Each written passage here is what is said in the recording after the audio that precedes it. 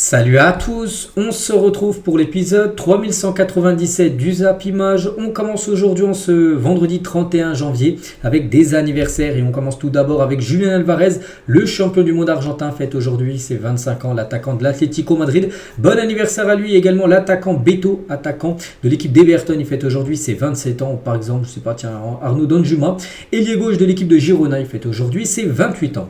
On continue et je vais vous montrer maintenant le programme du jour aujourd'hui vendredi parce que c'est la reprise des championnats. Werder de Brême Mayence, Leganés contre le Rayo Vallecano en Liga. En Ligue 1, Montpellier contre Lens ce soir à 20h45. Il y a aussi une grosse journée de Ligue 2 avec par exemple l'équipe de Grenoble qui reçoit Rodez.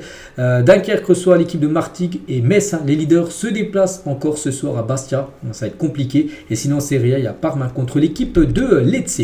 Dans la nuit dernière, les gars, il y avait un match amical de l'Inter Miami, le deuxième match de préparation pour la nouvelle saison, bien sûr, de MLS qui commence au mois de février, là, dans moins d'un mois. C'était contre une équipe au Pérou et score final 0-0. L'Inter Miami s'est imposé au tir au but parce que il faut un vainqueur lors d'un match amical, enfin pour certains matchs, et là du coup c'est l'Inter Miami qui s'est imposé lors de la séance des tirs au but. On continue, on va parler cette fois-ci d'Mbappé, on revient sur le match de Ligue des Champions contre Brest. Et Mbappé a été hué, insulté tout le match gagnant par les supporters brestois. Donc le TISZEF, donc un groupe de supporters brestois, lui reproche son chambrage face au public en 2023 avec le PSG, un coup il avait marqué. Il avait fait pas mal de chambrage. Ils n'ont pas oublié ça, bien sûr, les supporters brestois. C'est pour ça qu'il a été beaucoup sifflé à chaque fois qu'il touchait le ballon. Lors de cette rencontre, gagné, n'oubliez pas, 3-0 par le Real Madrid. Et lors de cette rencontre, avant le match, donc l'un des policiers mobilisés pour l'arrivée du Real Madrid à Saint-Brieuc, l'hôtel bien sûr des joueurs du Real Madrid dans la nuit de mardi à mercredi, explique avoir été déçu du comportement des joueurs. Donc les joueurs sont descendus du bus, ils n'ont même pas fait un petit geste, un petit coucou, rien du tout. Les gamins étaient là depuis 8h du matin, ils ont même séché les cours pour les apercevoir, donc juste sont passés, mais voilà, même pas de autographe, même pas de photo, que de temps en temps les joueurs du Real Madrid s'arrêtent avec les fans, voilà, pour quelques autographes, mais là ils sont partis directement à l'hôtel et ça c'est pas très passé, on peut dire, du côté des personnes qui étaient présentes bien sûr pour suivre les joueurs du Real Madrid. On va parler d'un joueur qui a été exceptionnel cette saison, il s'agit, enfin cette semaine plutôt, c'est même cette saison il est exceptionnel, c'est bien sûr Ousmane Dembélé, auteur d'un triplé. Concernant son efficacité actuelle, il a dit je suis beaucoup plus proche du but en jouant numéro 9 parce qu'actuellement on a l'impression que c'est devenu le numéro 9 du PSG. Voilà, il n'est plus ailier droit, il est numéro 9. Donc dès que j'élimine un joueur, je suis devant le but, j'ai cette lucidité pour marquer, je suis aussi très bien servi par mes partenaires. Donc voilà, maintenant on a l'impression qu'il a même une préférence de jouer en neuf que sur le poste d'ailier droit. Et c'est vrai que la preuve sur les derniers matchs, sur ces 5 derniers matchs, il a inscrit comme 8 buts Ousmane Dembélé. C'est quand même incroyable, il a passé un sacré cap dans la finition. Et concernant Warren Zaïre-Emery qui est sorti blessé, hier on a parlé je vous ai montré une photo où il boitillait, et ça sent mauvais pour lui. Donc le Français a quitté le stade sans béquille mais en boitant vers minuit. Donc Enrique a déclaré, on attendra demain, mais ça sent pas très bon.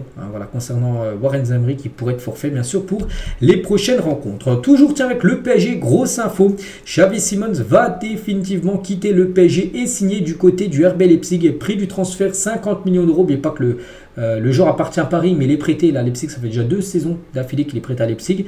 Le PSG a toujours voulu le faire revenir, le joueur n'a jamais voulu revenir du côté du Paris Saint-Germain.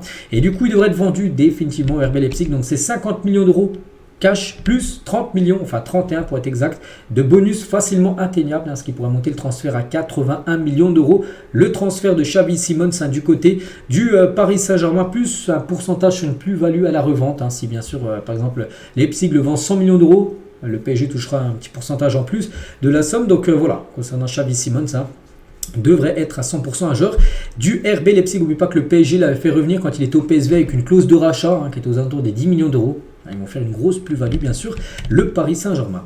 Officiel, Niko Kovac est le nouvel entraîneur du Borussia Dortmund. Il sera en place dès ce week-end pour le prochain match, bien sûr, du BVB.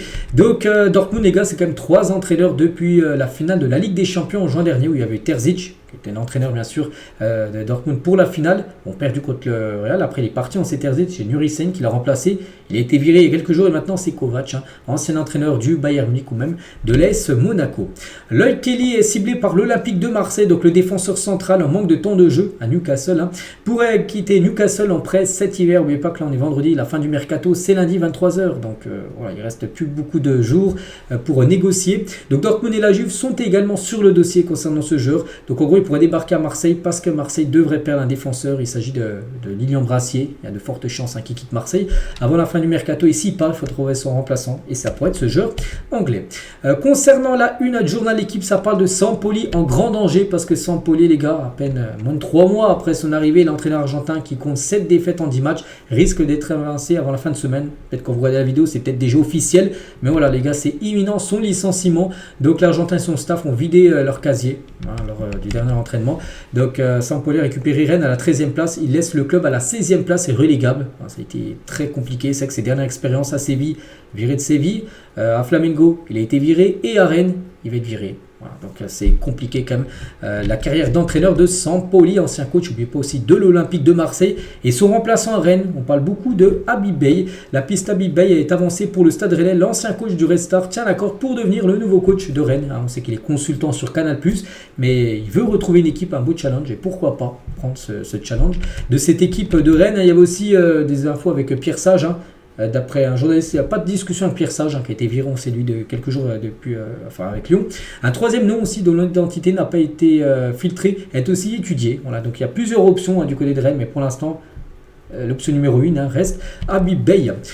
Toujours avec Rennes, un joueur pourrait partir, c'est Amine Gouiri, et l'OM propose désormais 20 millions d'euros, bonus inclus pour Amine Gouiri, pour être le remplaçant de Wai, qui a quitté le club, on sait, pour rejoindre l'équipe de Francfort. Marseille cherche remplaçant. Tottenham pousse pour un transfert de Mathys Tel qui a certainement joué. Mathys Tel avant-hier, son dernier match au Bayern, même à la fin du match. Il applaudissait tout le monde, les supporters, ça sent le départ. Et vraiment, il est à la cote en première ligue. Tottenham, Chelsea et Manchester United sont tous intéressés par le jeune attaquant français. Raphaël Louzan, donc le nouveau président de la Fédération espagnole de football. Voilà, écoutez ce qu'il a dit. Donc Florentino Pérez, donc le président du Real Madrid, m'a dit de résoudre les problèmes avec les arbitres en Liga parce qu'ils avaient nui au Real Madrid et leur avaient fait perdre des titres. Voilà ce qu'il a pu dire, le nouveau président de la Fédération espagnole. En gros, que Pérez l'a appelé pour lui dire il faut que les arbitres soient meilleurs parce qu'en gros, ils nous font perdre des titres. Voilà, en gros, c'est vrai que ça nous fait penser un peu qu'il y en a beaucoup qui disent que le Real Madrid est favorisé par l'arbitrage. Enfin, il y en a qui pensent, il y en a qui pensent pas. Voilà, avec ça, je pense que du côté du FC Barcelone, le club rival du Real Madrid, ça va beaucoup faire parler. Tiens, en parlant du côté du Barça, le meilleur attaquant, le meilleur buteur cette saison, c'est bien sûr Lewandowski. Et mon âge, 36 ans, je veux montrer que l'âge n'est qu'un chiffre. Je ne suis pas fini, n'est pas finito. L'attaquant polonais, la preuve, cette saison, co-meilleur buteur de la Ligue des Champions, avec Guirassy, il inscrit 9 buts. Robert Lewandowski. Le Betis Séville s'intéresse à Malassi, un joueur de Manchester qui pourrait quitter Manchester pour rejoindre le Betis Séville. On va faire la même chose ce qu'a fait là, il y a quelques jours Anthony qui a quitté Manchester pour partir en prêt du côté du Betis Séville. Et on finit aujourd'hui les gars, donc ça a été un court épisode avec Bruno Fernandes parce que lui aussi, tiens, il y a 5 ans, jour pour jour, c'était un 31 janvier, et il quittait le Sporting lors du quasiment dernier jour du mercato pour rejoindre Manchester United. Ça fait déjà 5 ans qu'il est à Manchester, plus de 266 matchs, 88 et 77 passes D. Il est devenu capitaine depuis. Oui, c'est une grande réussite à Manchester United. Bruno Fernandes, donc voilà les gars tout ce qu'il y avait à dire aujourd'hui. Donc j'espère que ça vous a plu. On se retrouve demain pour le prochain numéro. À demain.